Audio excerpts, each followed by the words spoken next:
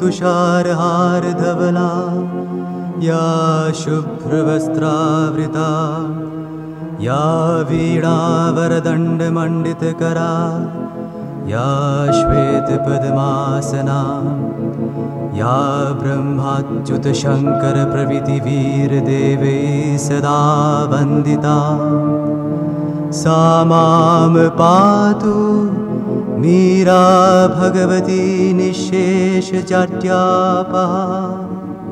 ॐ सर्वगणे सर्ववरदे सर्वदुष्टभयङ्करी सर्वदुःखहरे देवी महामीरा नमोऽस्तुते। सिद्धिबुद्धिप्रदे देवी भुक्तिमुक्तिप्रदायिनी मन्त्रमूर्ते सदा देवी महामीरा नमोऽस्तुते। आद्यन्तरहिते देवी आद्यशक्ते महेश्वरी योगदे योगसम्भुते महामीरा नमोऽस्तुते महामीरा नमोऽस्तुते।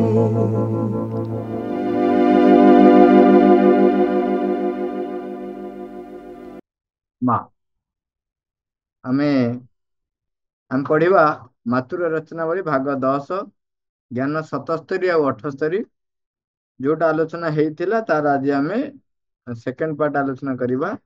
ता पूर्व टिके पढ़ीदवा। ज्ञान रे प्रभु लिखुंट मनुष्यर प्रतिभा एक सैद्धांतिक पद्धतिर आविष्कार करे तापर ताकू नहीं गोटे छांचरे पकई तेणु छांचरे पकड़ा द्वारा कौन हुए नूतन प्रतिभार विलय घटे। ताकू उदाहरण देते जपरी सैन्य मान जो सैन्य मान अवसर ग्रहण कर परिचालित करती कौन सेना बाहिनी को से विपदर सम्मुखीन होती अनेक विपदर सम्मुखीन होती कारण जो अपडेटेड वर्सन जड़े अपर पक्षरे जमी नेपोलियन आसी ठिया होता पारे। नेपोलियन आसी जो युद्ध कले से सम्मुखें आम जो मैंने योद्धा मैंने युद्ध करुले से पारंपरिक अस्त्र आसला बेलू एम ताठू अपडेटेड वर्सन रे जो आसिले तेणु से विपदर सम्मुखीन हवा पड़ला। तापर ज्ञान 78 कहले ज्ञान आम भितर सद्य हो रही पर्यंत प्रकृति अजय हो रही था। ज्ञान पुरातन हो गले तार गुणटी लुप्त हो जाए कारण ईश्वर सर्वदा ही अग्रगति करिबारे लागि था। तो ये सब बेले जो कथाटी कही चलती जे तुम्हें कौन सी गोटी को भावी दियनि जे एठी शेष हो गला बा एटा ही सत्य एटा ही परम ज्ञान एमती किछि नुहे। तमे जोठी रहिच निरंतर अग्रगति होची एहार मूल मंत्र निरंतर अग्रगति से कहते ईश्वर सर्वदा अग्रगति करिबारे ही लागि थांती।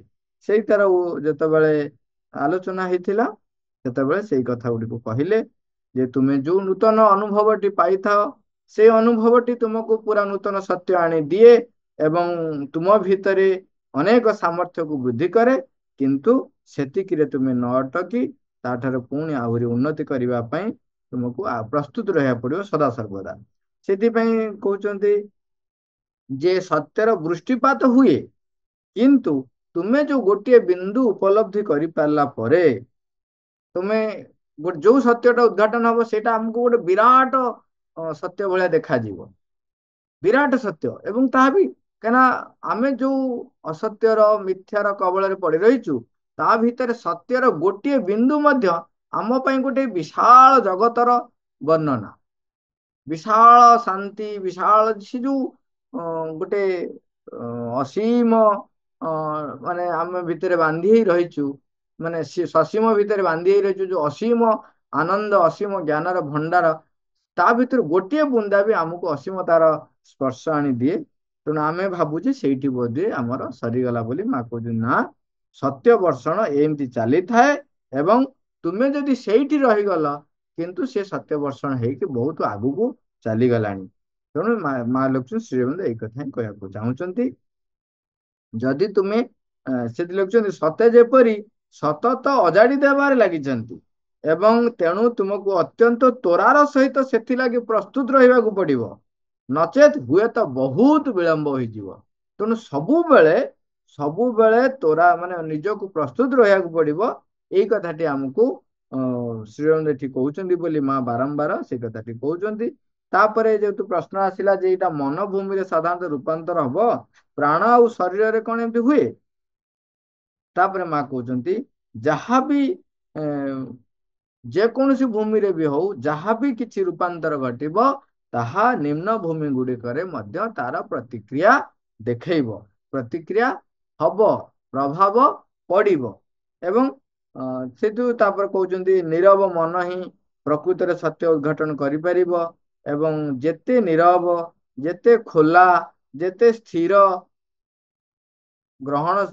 ହେଇଥିବ କିନ୍ତୁ ଗ୍ରହଣଶୀଳ ହେଇଥିବ, ତାହେଲେ କଣ ହବ?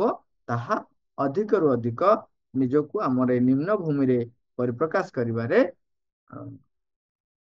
ଅଧିକ ସାବ୍ୟସ୍ତ ହେଇପାରିବ ବା ଅଧିକ ପରିପ୍ରକାଶ କରିପାରିବ। ତାପରେ ଗୋଟେ ଶେଷ ପାରାଗ୍ରାଫ ଯୋଉଠି ଆମର ଆଲୋଚନା ସରିଥିଲା ଯୋଉଥିରେ, ସେଥିରେ ଲାଇନଟେ ଲେଖା ହେଇଛି ପ୍ରକୃତ କଥା ହଉଛି ଆମେ ରୂପାନ୍ତର ବିଷୟରେ ଯୋଉ କଥା ଶୁଣୁଛୁ ବା ଯୋଉ କଥା ଆମେ କହୁଛୁ, ସିଏ ପ୍ରକୃତରେ ରୂପାନ୍ତରର ଏକ ସମ୍ମୋହନକାରୀ ଧାରଣା ମାତ୍ର। ତାମାନେ ମାତ୍ର କିଞ୍ଚିତ ଧାରଣାଟି ଆମେ ଧରିଛୁ। ଆମକୁ କାହିଁକିନା ଆମ ଆଗରେ ସେ ଯୋଉ ବିରାଟ ସତ୍ୟକୁ ବର୍ଣ୍ଣନା କଲେ ମଧ୍ୟ ମନ ତାକୁ ବୁଝିପାରିବ ନାହିଁ। ତେଣୁ ଯୋଉ ଆମେ ଧାରଣା କରିଛୁ, ଯେତେବେଳେ ରୂପାନ୍ତର ଆଣିଦବ ସେତେବେଳେ ଗୋଟେ ଅପୂର୍ବ ଘଟଣା ଘଟିବ ଏବଂ ତାହା ନିମ୍ନ ଆମର ମନକୁ ପରେ ଯୋଉଟା ରହିଲା ପ୍ରାଣ ଏବଂ ଶରୀର ମଧ୍ୟ ତାର ପ୍ରଭାବ ପଡିବ। ତେଣୁ ସେ ତାପରେ ଆଜି ଆଲୋଚନା କରିବା ପ୍ରଶ୍ନ କରାହେଇଛି ଯେ ଶ୍ରୀ ଅରବିନ୍ଦ ଶାରୀରିକ ଅଙ୍ଗ ଗୁଡିକର ସ୍ଥାନରେ ଚକ୍ର ଗୁଡିକର କ୍ରିୟାର ପ୍ରବର୍ତ୍ତନ ଘଟାଇବା ବିଷୟରେ କହିଥିଲେ। ମା କହୁଛନ୍ତି, ମା ହସି କହୁଛନ୍ତି, ଏଠି ଯୋଉ ଚକ୍ର କହିଲେ ଆମର ଯୋଉଟା ଶରୀରରେ ରହିଛି ନା ଚେତନାର ବିଭିନ୍ନ କେନ୍ଦ୍ର, ମୂଳାଧାର ପାଖରୁ ଆରମ୍ଭ କରିକି ସହସ୍ରାର ପର୍ଯ୍ୟନ୍ତ। ତେଣୁ ସେ ମା କହୁଛନ୍ତି, ମା ହସି କହୁଛନ୍ତି ହଁ ହଁ ସିଏ ଏଥିଲାଗି 300 ବର୍ଷ ଲାଗିବ ବୋଲି କହିଦେଲେ, ହସି ହସି କହୁଛନ୍ତି। ତାପରେ କହୁଛନ୍ତି ଯଦି ଏଇ ବିଷୟରେ ତୁମେ ସମ୍ପୂର୍ଣ୍ଣ ଭାବରେ ଚିନ୍ତା କଲେ ତୁମେ ଏହାକୁ ବେଶ ସ୍ପଷ୍ଟ ଭାବେ ବୁଝିପାରିବ।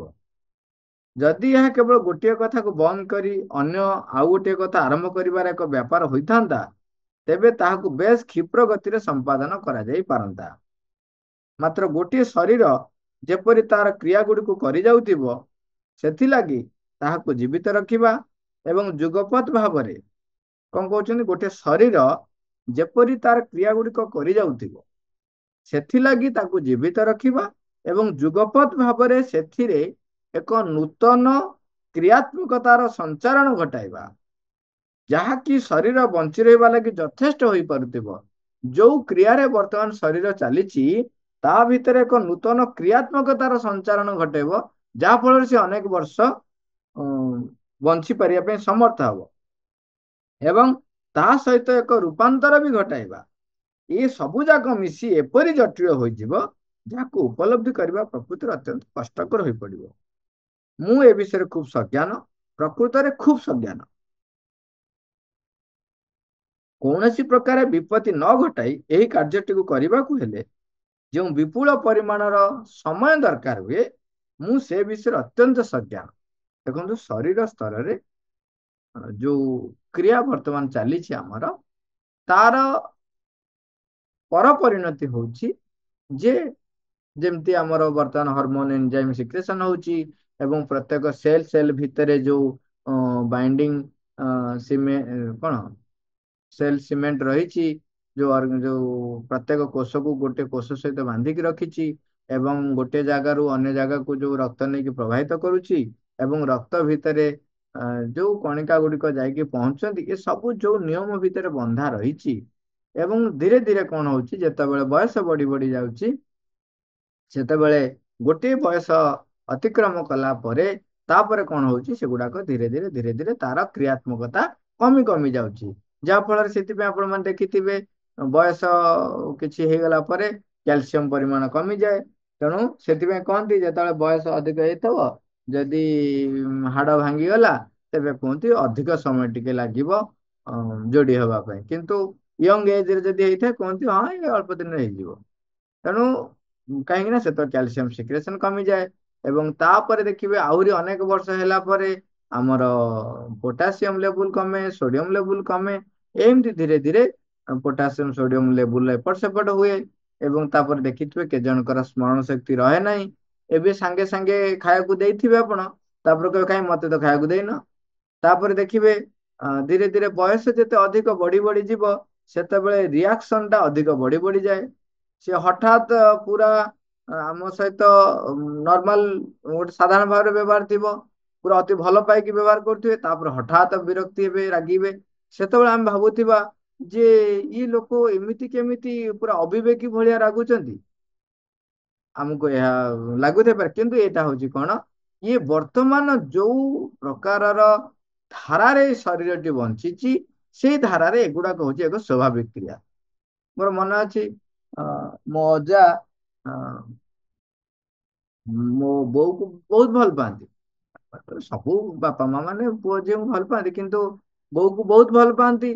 ସବୁ ପୂର୍ବରୁ ଯେତେବେଳେ ସେ ନର୍ମାଲ ଥିଲେ, ବୟସ ଥିଲା, ସେତେବେଳେ ଭାରି ଖୁସି ହୁଅନ୍ତି ଘରକୁ ଆସିଲେ ଏବଂ ବୋଉକୁ ଭାରି ପ୍ରଶଂସା କରନ୍ତି। ଯେତେବେଳେ ତାଙ୍କର ଆଉ ମନେ ରହୁନି, ଏପଟ ସେପଟ ହଉଛି, ସେତେବେଳେ ସେ ଆମ ଘରେ ଥାଆନ୍ତି।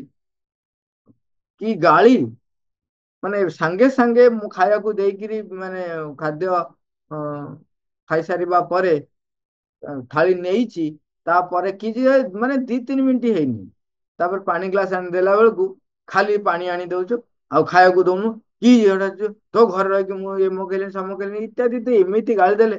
ଏପର୍ଯ୍ୟନ୍ତ ଗାଧେଇବା ପାଇଁ ବି ଦେଇନୁ, ମାନେ ଆସି ଖରା ବେଲଟାରେ କହୁଛି ମୁଁ ଗାଧେଇବାକୁ ଦେଇନୁ। ସେ ସକାଳୁ ସବୁ କାମ ସରିଛି, ତାଙ୍କୁ ପୋଛି ପାଛି ଦିଆ ହେଇଛି, ସବୁ ହେଇଛି, କିନ୍ତୁ ଏଇ ଯୋଉ ପ୍ରତିକ୍ରିୟା ଏବଂ ଯାହାକୁ ସିଏ ଅତି ଭଲ ପାଉଥିଲେ ସେତେବେଳେ ସିଏ ଆଉ କିଛି ସେତେବେଳେ ଏଇଟା ହଉଛି କଣ, ଆମ ଶରୀର ଭିତରେ କେତେ ଗୁଡିଏ ଏଲିମେଣ୍ଟ ର ସିକ୍ରେସନ ବା କ୍ଷରଣ କମ ହବା ବା କାହାର ଅଧିକ ହେଇଯିବା, ଆର ପ୍ରଭାବ ଫଳରେ ଏମିତି ହୁଏ, ଯୋଉଟା କି ଆମେ କିଛି ବୁଝିପାରୁନା। ସେତେବେଳେ ଯୋଉମାନେ ସାଧାରଣ ବ୍ୟକ୍ତି ଥିବେ ବା ଟିକେ କମ ବୟସର ପିଲା ଥିବେ, ସିଏ କହିବେ ହେ ବୁଢା ବେଶୀ ରାଗୁଛି, ଇଏ କରୁଛି କରୁଛି, ଏଇଟା ଭଲ ବୁଢାଟା ନୁହଁ, ଏମିତି କହିବେ। କିନ୍ତୁ ବୁଝିବାର ସାମର୍ଥ୍ୟ ରଖିବା ଦରକାର ଯେ ଶରୀର ଯୋଉ କ୍ରିୟାତ୍ମକତାର ଧାରାରେ ବଞ୍ଚିଛି, ଇଏ ହଉଛି ସେଥିରେ ଗୋଟେ ସ୍ୱାଭାବିକ ପ୍ରକ୍ରିୟା। ଏଠି ସେଥିପାଇଁ କହୁଛନ୍ତି ସେଇ ଯୋଉ କ୍ରିୟାତ୍ମକତାର ସଞ୍ଚାରଣ, ନୂତନ କ୍ରିୟାତ୍ମକତାର ସଞ୍ଚାରଣ ହବ। ବର୍ତ୍ତମାନ ଶରୀର ଯାହାକୁ ବେଶ କରିକି ବଞ୍ଚିଛି, ବର୍ତ୍ତମାନ ସୁଦ୍ଧା ବି ଆମ ଶରୀର ବାୟୁମଣ୍ଡଳରୁ ସିଧାସଳଖ ଯବକ୍ଷାରଜାନ ନେଇ ପାରୁନାହିଁ। ଯାହା ବି ଯବକ୍ଷାରଜାନ ଯାଉଛି, ଯୋଉଟା ଆମେ ନାଇଟ୍ରୋଜେନ କହୁଛି, ଯାଉଛି, ତାହା ପୁଣି ବାହାରି ଯାଉଛି ସବୁ ଯାକ। କିନ୍ତୁ ଆମ ବଡିର ସମସ୍ତ ଅଂଶ ନାଇଟ୍ରୋଜେନରେ ତିଆରି ଅଛି। ଡିଏନଏ ପାଖରୁ ଆରମ୍ଭ କରି ସବୁ ଯାକ ନାଇଟ୍ରୋଜେନ ତା ଦେହରେ ରହିଛି, କିନ୍ତୁ ଆମେ ବାହାରୁ ସିଧାସଳଖ ବାୟୁମଣ୍ଡଳରୁ ଯବକ୍ଷାରଜାନ ନେଇ ପାରୁନୁ। ଇଏ ବି ଗୋଟେ ପ୍ରକାରର ଆମ ଭିତରେ ଅଭାବ ରହିଛି। ତେଣୁ ଏଠି ରୂପାନ୍ତର ଘଟିବ, ନୂତନ କ୍ରିୟାତ୍ମକତାର ସଞ୍ଚାରଣ ଘଟିବ। ମା କହୁଛନ୍ତି ମୁଁ ଏ ବିଷୟରେ ସଜ୍ଞାନ, ଏବଂ ଏଥିପାଇଁ ଯେ ଅନେକ ସମୟ ଦରକାର ହବ, ମୁଁ ସେ ବିଷୟରେ ମଧ୍ୟ ସଜ୍ଞାନ। ବିଶେଷତଃ ଯେତେବେଳେ ଆମେ ହୃଦଯନ୍ତ୍ର ପାଖରେ ଆସି ପହଞ୍ଚିବା, ସେତେବେଳେ ସେଇ ହୃଦଯନ୍ତ୍ରର ବିକଳ୍ପ ରୂପେ ଏକ ଶକ୍ତି କେନ୍ଦ୍ରର, ଏକ ପ୍ରଚଣ୍ଡ ଗତିଶୀଳ ଶକ୍ତିର କେନ୍ଦ୍ରକୁ ପ୍ରତିଷ୍ଠିତ କରି ଆଣିବାକୁ ହେବ। ବର୍ତ୍ତମାନ ହୃଦଯନ୍ତ୍ର ହିଁ ଆମର ସବୁ ଯାକ କଣ୍ଟ୍ରୋଲ କରୁଛି, କାହିଁକିନା ପଠଉଛି କି ନା, ଯୋଉ ବ୍ଲଡ ପୁସିଂ କରିକି ପଠଉଛି ବୋଲି ଆମର ସବୁ ଯାକ କୋଷ ଅମ୍ଳଜାନ ପାଉଛି, ସବୁ ଯାକ କୋଷ ଖାଦ୍ୟ ପାଉଛି। ତେଣୁ ଯଦିଓ ବ୍ରେନ କଣ୍ଟ୍ରୋଲ କରୁଛି, ମାନେ କଣ ହବ, କୋଉଠି ହବ, କେମିତି ହବ, ସବୁ ପ୍ରକାରର ଅର୍ଡର ଏବଂ ରିସିଭିଂ ସବୁ ସିଏ କରୁଛି, କିନ୍ତୁ ପ୍ରତ୍ୟେକ କୋଷକୁ ଯୋଉ ଆମର ଖାଦ୍ୟର ସାରାଂଶ ଯୋଉଟା ଯାଇ ପହଞ୍ଚୁଛି ଏବଂ ଅମ୍ଳଜାନ ଯୋଉ ଯାଇ ପହଞ୍ଚୁଛି, ଯୋଉଥିପାଇଁ ସେମାନେ ଜୀବିତ ରହିଛନ୍ତି, ତାର କେନ୍ଦ୍ର ହଉଛି ହୃଦପିଣ୍ଡ। ତେଣୁ ସିଏ ହିଁ ହଉଛି ଶକ୍ତିର କେନ୍ଦ୍ର। ତେଣୁ ମା କହୁଛନ୍ତି ତା ଜାଗାରେ ଏକ ବିକଳ୍ପ ଶକ୍ତି କେନ୍ଦ୍ର ରହିବ, ଯିଏକି ପ୍ରଚଣ୍ଡ ଗତିଶୀଳ ଶକ୍ତିର କେନ୍ଦ୍ର ହେଇଥିବ ଏବଂ ଠିକ କେଉଁ ନିର୍ଦ୍ଦିଷ୍ଟ ମୁହୂର୍ତ୍ତରେ ରକ୍ତ ସଞ୍ଚାଳନର ପ୍ରକ୍ରିୟାଟିକୁ କାଟି ଦେଇ ସେଇ ଶକ୍ତିଟିକୁ ତାହାର କାର୍ଯ୍ୟ କରିବା ଲାଗି ବାଟ ଛାଡି ଦେଇ ପାରିବା। ଏହା ପ୍ରକୃତରେ କଷ୍ଟକର। ଆମେ ଭାବି ବି ପାରୁନାହାନ୍ତି ଯେ ହୃଦଯନ୍ତ୍ର ବନ୍ଦ ହେଇଯିବ, ଆଉ ଗୋଟେ ଶକ୍ତି କେନ୍ଦ୍ର ରହିବ, ଯିଏକି ସବୁ କୋଷ ଗୁଡିକୁ ପୁଣି ଜୀବିତ କରି ରଖିବ। ଆମେ ତ ଧାରଣା କରିପାରୁଛେ, ଧାରଣା କେମିତି ହବ, ଆରେ ଇଏ କେମିତି ହବ, ରକ୍ତ ତ ଯିବ ନାହିଁ, ରକ୍ତ ନେଇକିରି ତ କୋଷ ବଞ୍ଚିଛି। ଯଦି ଜଣେ ଯିଏ ଏ ବିଷୟରେ ପାଠ ପଢିଛି ବା ଜାଣିଛି, ଆଉ ଅଧିକ ମାନେ ଆହୁରି ଯିଏ ଅଧିକ ରିସର୍ଚ୍ଚ କରି ଦେଖିଥବ ଜାଣିଥବ, ସେ କହିବେ ପାଗଳ ପ୍ରଳାପ କରୁଛନ୍ତି। କିନ୍ତୁ ସେଠି ଆମେ ଭୁଲି ଯାଉଛୁ ଯେ ଏଇଟା ଯୋଉଟାକୁ ଆମେ ପାଗଳ ପ୍ରଳାପ ବୋଲି ଯୋଉମାନେ ତଥାକଥିତ ବିଜ୍ଞାନୀ ମାନେ କହୁଛନ୍ତି, ସେଇ ବିଜ୍ଞାନୀ ମାନଙ୍କୁ ଯଦି ଆମେ ପଚାରିବା, ତାଙ୍କର ଅନେକ ବର୍ଷ ପୂର୍ବରୁ ଯେତେବେଳେ ଟେଲିଗ୍ରାଫ ଥିଲା, ଟେଲିଗ୍ରାମ ଥିଲା, ତାପରେ ଆସିଲା ଟ୍ରଙ୍କ ଡାଇଲିଂ, ପୁରା ଏଡେ ବଡ ଏମିତି ଡାଏଲ କରି କରି କରି କରି ଚାଲିବ, ଏତେ ଏତେ ଗୋଛା ଗୋଛା ତାର ଲାଗୁଥିଲା ଫୋନ କଲ ଟେ ହବା ପାଇଁ। ସିଏ ପୁଣି ଗୋଟାଏ ଜାଗାରେ ଥବ ସେଣ୍ଟରରେ, ସେଠିକୁ ସମସ୍ତେ ଆସୁଥିଲେ।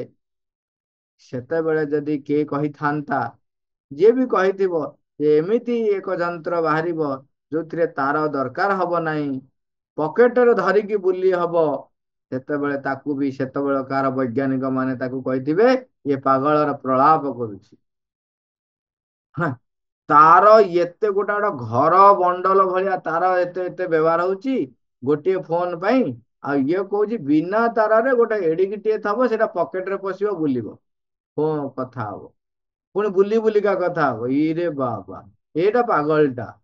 ସେତେବେଳକାର ବୈଜ୍ଞାନିକ ଏଇ ବ୍ୟକ୍ତିଟାକୁ ପାଗଳ ପ୍ରଳାପ କରିବେ, କିନ୍ତୁ ଏହା ସମ୍ଭବ।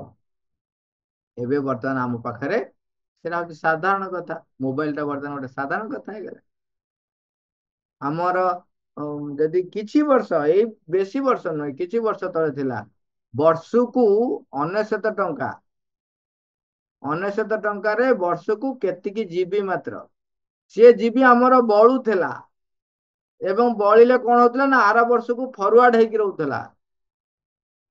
99 ଟଙ୍କାରେ ବର୍ଷକୁ ସେ ଯୋଉ ଯେତିକି ଜିବି ଡାଟା ଦଉଥିଲା, ସେତିକି ଜିବି ଡାଟା ସରୁ ନଥିଲା, ତାହା ପୁଣି କଣ ନା ଆର ବର୍ଷକୁ ଫରୱାର୍ଡ ହେଇକି ରହୁଥିଲା। ଏବେ ତ ଯୋଉ ସିଷ୍ଟମ ଅଛି ଫରୱାର୍ଡ ହେଇକି ରହୁନାହିଁ, କିନ୍ତୁ ପର ଡେ 2 GB, ବର୍ଷକୁ ଆମର ବୋଧେ ମୋର ମନେ ପଡୁନି 1 GB କି 2 GB ଥିଲା, କି 4 GB, ମ୍ୟାକ୍ସିମମ୍ ବୋଧେ 4 GB ଥିଲା। ସେତିକି ବି ଡାଟା ରହୁଥିଲା, ନେକ୍ସଟ ଇୟରକୁ ବଢଉଥିଲେ, ଏମିତି କଣ ଥିଲା ଗୋଟେ। କିନ୍ତୁ ଏବେ ପର ଡେ 2 GB ଡାଟା ସରିଯାଉଛି ଲୋକଙ୍କର। ତେଣୁ ଯୋଉ ଅଗ୍ରଗତି ଯୋଉ ଭାବରେ ଯେମିତି ବି ହଉଛି, ତେଣୁ ଶରୀର କ୍ଷେତ୍ରରେ ଯୋଉଟା ବର୍ତ୍ତମାନ ବି ମାନେ ଗୋଟେ ଏକ୍ସାମ୍ପଲ ଦଉଛନ୍ତି, ଯେମିତି ହୃତ୍ପିଣ୍ଡଟି ବର୍ତ୍ତମାନ ଶକ୍ତି କେନ୍ଦ୍ରରେ ରହିଛି, ତା ସ୍ଥାନରେ ଏମିତି ଏକ ଗତିଶୀଳ ଶକ୍ତି କେନ୍ଦ୍ର ଆସି ପହଞ୍ଚିବ, ଯିଏକି ଗୋଟାଏ ଦିନ କଣ କରିବ, ରକ୍ତ ସଞ୍ଚାଳନ ବନ୍ଦ କରିଦେବ ଏବଂ ନୂତନ ପ୍ରକ୍ରିୟାରେ ଆମର ଶରୀର କୋଷ ଗୁଡିକ ପୁଣି ଶକ୍ତିଶାଳୀ ହେବେ। ମା କହୁଛନ୍ତି ଏହା ପ୍ରକୃତରେ କଷ୍ଟକର, କିନ୍ତୁ ତା ନୀରବ ରହିକି କିଛି ସମୟ ପରେ ପୁଣି କହିଲେ, ସାଧାରଣ ଜୀବନରେ ଆମେ ପ୍ରଥମେ ସବୁ କଥାକୁ ଭଲ ଭାବରେ ଭାବୁ, ଆମେ ସାଧାରଣ ଲୋକ, ଓ ତାପରେ ଯାଇ କାର୍ଯ୍ୟଟିକୁ କରୁ। ମାତ୍ର ଏଇ କ୍ଷେତ୍ରରେ ଠିକ ତାର ବିପରୀତ କଥାଟିକୁ ହିଁ କରିବାକୁ ହୁଏ। ଏଇ ଜୀବନରେ ଆଗ ତୁମକୁ ଗୋଟିଏ କଥା କରିବାକୁ ହୁଏ ଓ ପରେ ଅନେକ ପରେ ଯାଇ ତୁମେ ସେଇ କଥାଟିକୁ ବୁଝିପାର। ସର୍ବପ୍ରଥମେ ତାହାକୁ କରିବାକୁ ହିଁ ପଡେ। ଆଦୌ କିଛି ହେଲେ ନ ଭାବି କରିବାକୁ ପଡେ। ଭାବିବାକୁ ଆରମ୍ଭ କଲେ କରିବା ଭଳି ଆଦୌ କିଛି କରିହୁଏ ନାହିଁ। ଅର୍ଥାତ୍ ତୁମକୁ ପୁନର୍ବାର ସେଇ ପୁରୁଣା ଗୁଳାରେ ଯାଇ ପଡିବାକୁ ହୁଏ। ତେଣୁ ଏଠି ଏଠି ଯୋଉଟା କହୁଛନ୍ତି, ଯେତେବେଳେ ମନ ନୀରବ ରହିଯିବ, ଯେତେବେଳେ ଆମେ ସିଧାସଳଖ ସତ୍ୟ ଶକ୍ତି ଦ୍ଵାରା ପରିଚାଳିତ ହବା, ସେତେବେଳେ ଆମେ ଆଉ ଭାବିବାକୁ ପଡିବନି, ଆମେ କାର୍ଯ୍ୟ ଆମେ କରିଚାଲିଛୁ। ତାପରେ ଆମେ ବୁଝିବା ଯେ କାର୍ଯ୍ୟଟି କଣ ହେଲା।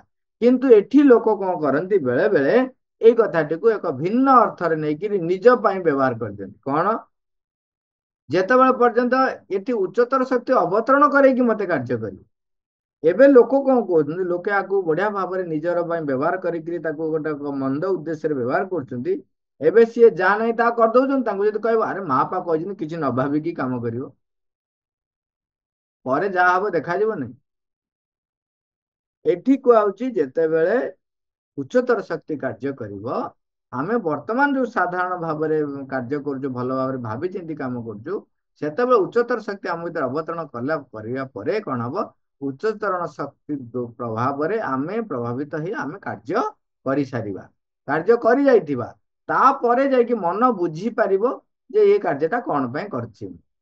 କାହିଁକି ନା ଇଏ ମନର ଊର୍ଦ୍ଧ୍ୱ ଜଗତରୁ ଆସି କାମଟା ହେଇଯିବ। ତେଣୁ ଏଠି ସେଇ ଉଦ୍ଦେଶ୍ୟରେ କୁହାଯାଏ। ଏଠି ଏ ଉଦ୍ଦେଶ୍ୟରେ କୁହାଯାଇ ନାହିଁ ଯେ ତମେ ଯାହା ପାରିବ ତାହା କରିଦବ ଏବଂ ଲାଇସେନ୍ସ। ଯେମିତି କୁହନ୍ତିନି, ଏଠି ଲେଖା ହେଇଛି ଗୀତାରେ ଶ୍ରୀକୃଷ୍ଣ କହିଲେ କଣ, ସର୍ବାରମ୍ଭେ ପରିତ୍ୟଜ୍ୟ। ସବୁ ମାନେ ଆରମ୍ଭ କିଛି କରିବନି, କୌଣସି କାର୍ଯ୍ୟ ଆରମ୍ଭ କରିବ ନାହିଁ, ହେଲା, ମାମେକଂ ଶରଣଂ ବ୍ରଜ। ତେଣୁ ଇଏ କହିଲେ କଣ, ଆରେ ବା ଶ୍ରୀକୃଷ୍ଣ ଗୀତାରେ କହୁଛନ୍ତି କିଛି କାମ ଆରମ୍ଭ କରନି, ତେଣୁ ମୁଁ କାହିଁ କାମ ଆରମ୍ଭ କରିବି, ମୁଁ ଶୋଇଲି ଆଉ, ଅଳସୁଆ ହେଇକି ପଡିକି ରହିଲି ଆଉ କାହିଁ ଶ୍ରୀକୃଷ୍ଣ ନିଜେ ମନା କରିଛନ୍ତି କାର୍ଯ୍ୟ କିଛି ଆରମ୍ଭ କରିବା ପାଇଁ। ସେଠି କିନ୍ତୁ ସେ କହିଲେ କଣ, ମାମେକଂ ଶରଣଂ ବ୍ରଜ, ମୋର ଶରଣ ନେଇକିରି ତମେ କାମ ଆରମ୍ଭ କରନି, ତମେ ମତେ ଅର୍ପଣ କରିଦିଅ, ମୁଁ ତମ ଭିତରେ ଦେଇକି କାର୍ଯ୍ୟ କରିବି। କାର୍ଯ୍ୟର ଆରମ୍ଭ ଯୋଉ ଆମେ କଣ କହୁଛୁ, ମୁଁ କରୁଛି ବୋଲି, ନା ମୁଁ ଭାବିଲି, ମୁଁ ଚିନ୍ତିଲି, ମୁଁ କଲି, ସେତେବେଳେ ତମେ ମତେ ଅର୍ପଣ କରିକି କାମ କର। ତେଣୁ ସେଠି ତମେ ଆଉ ନାହଁ, କାର୍ଯ୍ୟ ବର୍ତ୍ତମାନ କିଏ କରୁଛି, ବର୍ତ୍ତମାନ ଏଇଟିକୁ ଏଇଟିକୁ ମୁଁ ଜଣକୁ ଦବାକୁ ଯାଉଛି। ତେଣୁ ଏଇଠି କିଏ ଦବାକୁ ଯାଉଛି, ମୁଁ ଦବାକୁ ଯାଉଛି। ଏଠି ତେଣୁ କିଏ ଆରମ୍ଭ କଲା, ମୁଁ ଆରମ୍ଭ କଲି, ନାଇଁ ନାଇଁ, ଏଇଟା ସେଇଟାକୁ ସେଇଥିପାଇଁ କହିଲେ କଣ, ମାମେକଂ ଶରଣଂ ବ୍ରଜ। ତେଣୁ ମୁଁ ବର୍ତ୍ତମାନ କଣ କଲି, ନେଇଗଲି ମା, ଆଉ ଏଇ ଜିନିଷଟି ଏଇ ଲୋକଟି ପାଇବା ଦରକାର, ଏଇ ଲୋକଟି ଏଇ ଜିନିଷଟି ଏଇ ଲୋକଟି ପାଇବା ଦରକାର, ଆଉ ଏଇଟା ଦେବି। ବର୍ତ୍ତମାନ ଏଠି କିଏ କାର୍ଯ୍ୟଟି ଆରମ୍ଭ କଲା, ମା ମତେ କହିଲେ, ମାନେ ମୁଁ ବର୍ତ୍ତମାନ ମାଙ୍କୁ ଜଣେଇକି ଏଇଟା ନେଇକି ଦେବି। ତାହେଲେ ଏଠି ଏଇ କାର୍ଯ୍ୟର କର୍ତ୍ତା କିଏ ହେଲା, ଯୋଉ ସର୍ବାରମ୍ଭେ ପରିତ୍ୟଜ୍ୟ ଅର୍ଥ ହଉଛି କର୍ତ୍ତା କିଏ ହବ କାମର, କାମ ଯିଏ ଆରମ୍ଭ କରୁଛି ସିଏ ହଉଛି କର୍ତ୍ତା। ମୁଁ ଯେତେବେଳେ ମାଙ୍କୁ ଅର୍ପଣ କରିକି କାର୍ଯ୍ୟ ଆରମ୍ଭ କରିବି, ତାହେଲେ କର୍ତ୍ତା ହେଇଗଲେ ମା, ଏବଂ ତାହା ଯଦି ପୂର୍ଣ୍ଣ ନିଷ୍ଠାର ସହିତ ସବୁବେଳେ, ବାହାରକୁ ଲୋକଙ୍କୁ ଦେଖେଇ କହିବା ଦରକାର ନାହିଁ। ଯୋଉମାନେ ଦେଖେଇ ହେଇକି କହନ୍ତି, ସେତେବେଳେ ସେ ଜାଣିବେ ସିଏ ଛଳନା କରୁଛି, ଆଉ କିଛି ନାହିଁ, ସିଏ କହିବା ଦରକାର ନାହିଁ। ମାଙ୍କୁ ସମର୍ପିତ କରିକି ଯେତେବେଳେ ଆପଣ କାର୍ଯ୍ୟଟି ଆରମ୍ଭ କରିବାକୁ ଯାଉଛନ୍ତି, ତେଣୁ ସେ କାର୍ଯ୍ୟର କର୍ତ୍ତା ହଉଛନ୍ତି ମା। ତେଣୁ ମା ଯେତେବେଳେ କର୍ତ୍ତା ହେଇଗଲେ, ତେଣୁ ମୁଁ ଆଉ ଆରମ୍ଭ କରିନି। ଏଠି ସେଇ ଉଦ୍ଦେଶ୍ୟରେ କୁହାଯାଇଛି, କିନ୍ତୁ ଲୋକ ତାକୁ କଣ କରନ୍ତି, ଅଳସୁଆମୀ ଅର୍ଥରେ ନେଇଯାଆନ୍ତି, ଯେ କିଛି କାମ କରିବି ନାହିଁ। ଏ ଥିଲା 6 ଅକ୍ଟୋବର 1962 ମସିହାରେ এই আলোচনাটি হয়েছিল। হ্যাঁ, থ্যাংক ইউ অল,